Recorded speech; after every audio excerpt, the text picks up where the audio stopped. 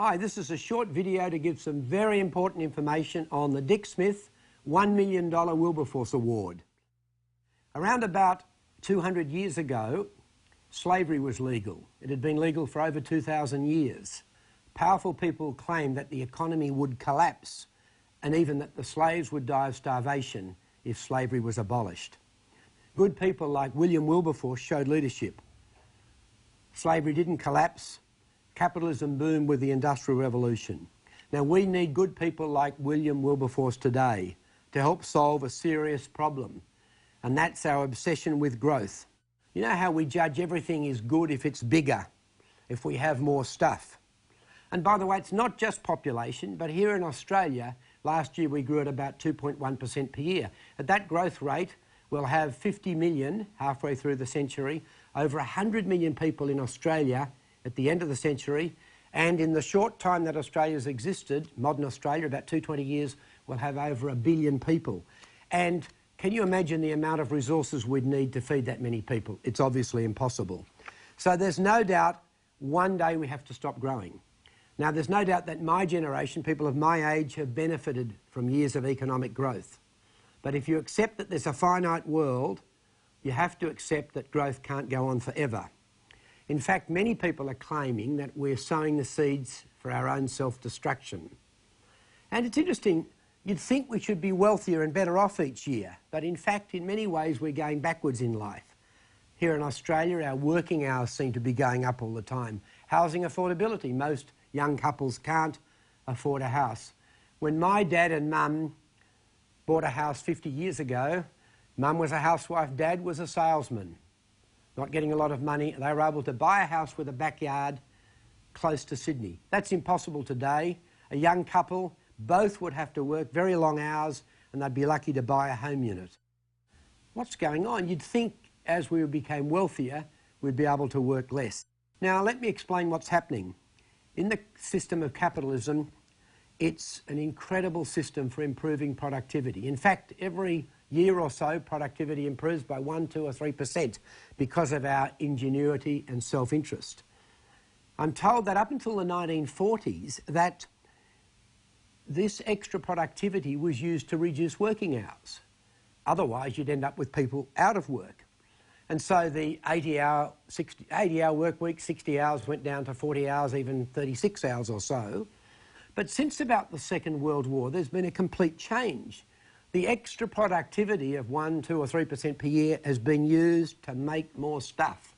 Half the stuff's rubbish. But of course, if we don't keep buying it, people will be out of work. There'll be a recession. Capitalism will collapse. And think of the waste, by the way. Go to a typical shopping centre, half the stuff you buy there isn't absolutely a necessity. The packaging waste, I can't believe it. And let's look at transport. At the moment in Australia, oranges come from California or orange juice from South America. But of course, if we stopped buying and started to reduce and make things more efficient without proper planning, we'll end up with people out of work. People will say there's recession, we'll throw the government out. And of course, times won't be good.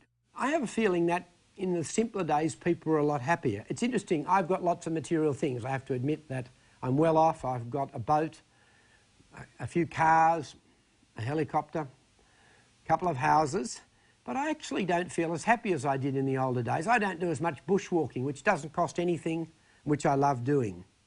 And it's interesting that there's a chance that if we keep growing at the rate we're growing with the way we use resources and we pollute our environment, that we could actually completely destroy the environment that we live in, the planet that we depend on.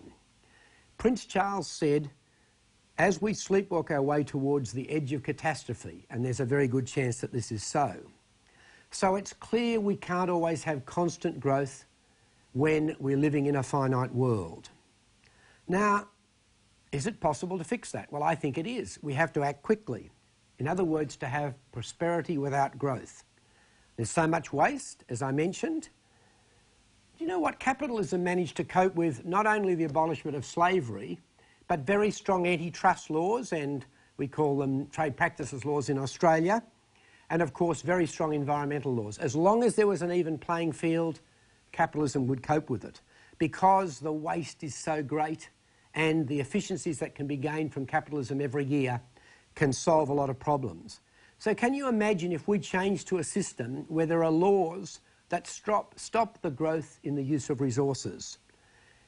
What would happen? I can tell you what will happen is you'll end up with less work hours, because we have to have less work hours to keep people employed. The huge excess of capitalism can be used to improve the quality of life, but that has to be properly planned. In fact, we need a new system. Instead of throwing out our government, if the gross domestic product doesn't increase every year, we could move to something like the General Progress Indicator, which measures quality of life. That's what I think we'll have to do. And that's what the Wilburforce Award is all about. I'm looking for a young person to get out and show leadership on this important issue. A young person who can show leadership like Nelson Mandela, Martin Luther King, or in modern times, my time, Mikhail Gorbachev, who let the Berlin Wall come down without any loss of life. That's leadership. Now, how do you apply? Well, in fact, there's no application form. What I'm looking for is a young person who's got enough get up and go to go out and start communicating around the world the fact that we have to have prosperity without growth. I want young people to go on the internet, YouTube, MySpace, Facebook, whatever you call it, Twittering, blogs, maybe start a Wilberforce political party or even a new religion. Become a hero on the fact that we can have prosperity without growth. Maybe a t-shirt. Look at this. You could put constant growth equals doom and walk around the world. Now, this is as important as abolishing slavery, and it will be just as hard. By the way, you don't have to invent a new system. There's an incredible number of books and websites dedicated to prosperity without constant material growth. The next 100 years, People Quake, Hot, Flat, Crowded Earth. There's so many of them. They'll all be on the Dick Smith Population website with further information. Now, it's not going to be easy.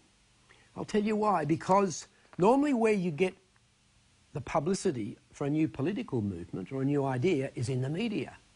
But the media is obsessed with growth. Look at the Murdoch empire. I mean, imagine if Rupert didn't have growth.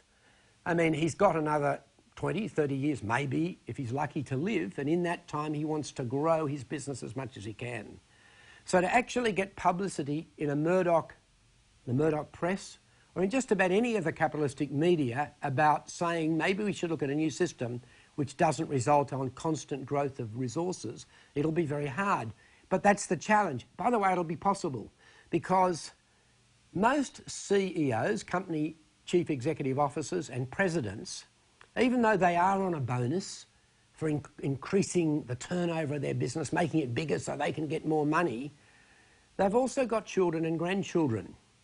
And once it's pointed out, and I've found this to myself and to many of my wealthy friends, that we could be destroying the world for our children and grandchildren, it's amazing how people stand back and say, oh, maybe we've got to look at fixing the system. Interestingly enough, most of my wealthy friends realise that, well, one day, Dick, you've got to change our present system. You can't always grow. But it's interesting, they say, oh, but that's years away, so let someone else worry about it. I want the young person who's going to communicate that we have to start working on that now. How will I judge the winner? I'm going to be watching the media. I'm going to be watching for this person who makes the issue famous. It could be a number. I'll then contact that person or the group of people and talk to them and find out who is the most likely person who could most satisfactorily use the $1 million. Can they spend it all themselves? Well, yes. I would say that they should have a salary of at least $100,000 a year. Good people need to be paid well, so that will come out of the $1 million for 1, 2, 3 or more years, however long it's decided that this will go for. A lot of the money will have to be spent on marketing and advertising because there'll always be that problem of getting communication on this important issue in our so-called without fear and favour press. Now, I'll then choose who is the most likely person, and that $1 million will be allocated. I can tell you one thing for sure. The $1 million will be paid out a little over 12 months from today, and then we'll see what happens and how well that person can use the money to effectively change the world, to become the William Wilberforce of the 21st century, to do something which is incredibly important, to be able to change the world so we're sustainable, that we just don't keep using resources when we know they're going to run out one day. Thank you.